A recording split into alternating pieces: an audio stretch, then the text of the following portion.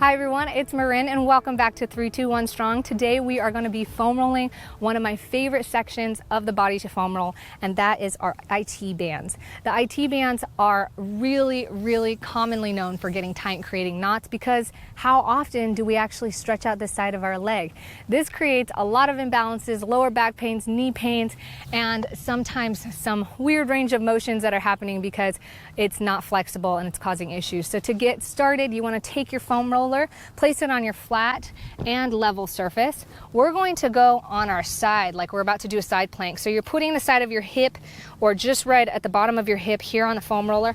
We're coming down to our forearms, extending that leg. Now, if you're just starting this, I would recommend crossing the top leg and placing that foot on the floor for some extra support so you can lift off if it gets too tender or too just intense in those spots.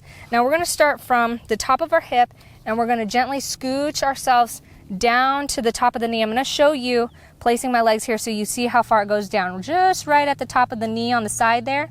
Then we're coming all the way back down right at the bottom of the hip. Now placing the legs on top of one another like this is going to intensify the foam roll. So as you start to work out those knots and hot spots, you can move from this position up to both legs being parallel, keeping the ankles and the feet off the ground. Remember to roll up and down 10 times total, and then don't forget to repeat on the other side.